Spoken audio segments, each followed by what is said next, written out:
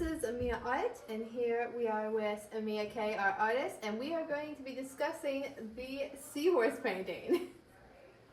So the seahorse painting is a painting that I recently did last year, and we're going to be going over some different questions Delphina has for me. Again, my name is Amena, and I created everything here thus far. It's a team effort on everything, but I am the main artist. So everything you see here, I'm going to be walking you through. If you haven't caught our other videos, I highly recommend that you watch our whole series here and learn all about our artwork, because everything has a personal story to it, and you might relate to it.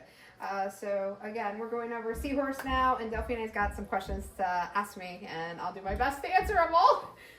So normally I would ask what's the name of this, but we made that kind of obvious. That's true, we did. It is literally So we had it hypochondria, whatever it is, the actual mythological name. I found it also could be called something else, like a siren or something. I think they're also related to siren, kelpie. Yeah, kelpie. You know, so there's some bunch other of different. We just wanted to make it super simple. Even though we do know a seahorse is a different type of animal, but technically it is a seahorse, right? So we just renamed it, and we wanted it simple and easy. So it's just called seahorse. Yeah, nothing fancy here. Made the name quite obvious on this one. But let's go a little bit into the story instead. Okay, so you want me to tell about what part? Yeah. Just like the overall? I guess let's start with the overall. Okay. Just the entire why the seahorse? So seahorse is actually a part of a collection. If you haven't seen the one we talked about, dragon, also called fiery or fury, I can never pronounce it correctly. But anyhow, watch that one, because that's the first piece in this collection. This is, I think, the second. I think I did this one. No, the third. The third, because we have unicorn we haven't gone over yet, which will be in a video. So check that out as well. So this is a part of the ongoing collection that has to do with mythology. So it's called Mystic. This is the Mystic Collection. And again, it's just an ongoing collection that I keep building onto, just like with the animal collection that keeps getting built onto. It's an ever-growing collection. This is one of the first pieces of that collection. And I guess where it really starts with these types of artwork, especially this one, is I made a book, actual coloring book. It's called, what is it called? Mythical Creatures, I think. I have it over there somewhere. Oh, it's called Zen Legends. Excuse me. It's called Zen Legends. How could I forget? So Zen Legends is actually a coloring book. I sell it on Amazon. You can go check it out. Type in my name on Amazon. You should be able to find it, or just message us. In that book, I did, I think, like 30 or 30 something different mythological animals. And so when I was wanting to build this collection, I wanted to pick animals that not only meant something to me, but something I thought could like bring some kind of emotion to people. And that's pretty much where this came in. So this was actually based around my own life, and also wanting to pull some emotion, right? So a lot of this particular item has to do with water, right? The whole thing is water. You can see that it's very like wispy, and again, very, very watery. I would hope so. Like, because I use watercolors. I only went monochromatic, which we'll talk about here in a little bit. But I always had a connection to water, I could say, just because my family always owned a beach house. We've been going there ever since the early 2000s, so 25 years we've been going to the beach. We also spend a lot of time like around lakes and rivers, and we don't technically, like, it's not like we live on one, but we're always going there. It's always like a place that we can kind of relax and just bond as a family. So it has a big connection for not only just a connection with family and friends, but also just a place to go that you can find like peace and tranquility. It's tranquility. And so with this this piece, I really wanted to pull up that emotion, tranquility, to be tranquil, to not really worried about anything, like letting things go, like just go with the flow, they say, right? Go with the flow, relax,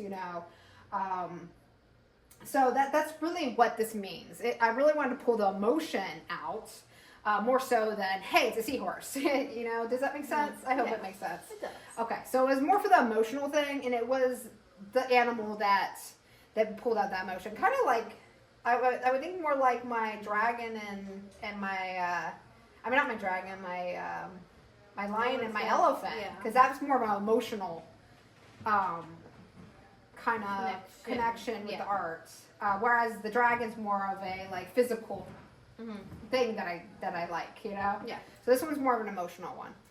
So. Which that is very lovely. Which would you kind of just talked about how you want to go into a little bit of the monochromatic colors and stuff, which that is our next question. Like, what's unique about it? Okay, yeah, what's unique about it? So this one's really unique because the elements that I did this in, if you could actually look up, you know, at it, if you're here in gallery, definitely take a moment, and you can get close to these. Just please don't touch. You can get close, you know, look at it from the side and stuff. You can see that I actually scraped the paint to give it this like marbling effect.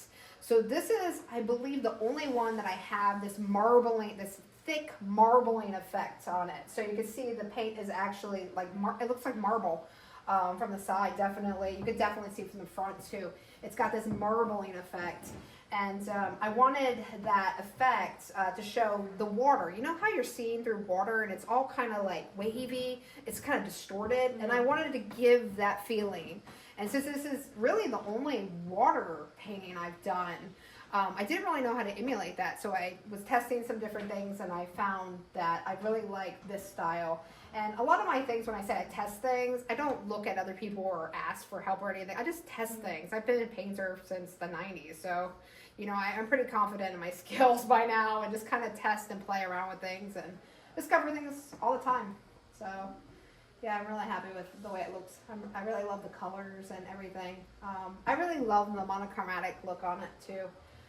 So hopefully you enjoyed that also. It is a lovely piece, and honestly, we would love to hear if you have anything to wrap it up with, like any little details, or little bits about it. I think pretty much just the fact that the technique is just so different compared to everything else I do. I did notice it is one of your pieces that has the most hidden signature. It is. So again, just like water. Okay, so my signature, even though I make it bold, like if you really look, I want my signature to be seen. I want people to know they own a painting by me. So I want it to be known, but I also, like in some paintings, you'll see that it stands out. It's like its own little painting in the painting. And some it fades in. And again, it's because it plays on the water. You're not supposed to see it. It's supposed to be like something that's, you know, hidden in the water. It's very transparent, as I would say. So yeah, I did that with the paints here. And like I said, all my stuff has a story. You just have to ask. Yeah. So that's what we're doing this series for. So thank you for explaining this one, and I hope you guys enjoyed it. We are Amena K, and I am Delphine. We are with Amena Art. If you want to see any products with the seahorse on it, go to amenaart.com. And thank you for watching Amena Art on YouTube. Thank you guys. Bye.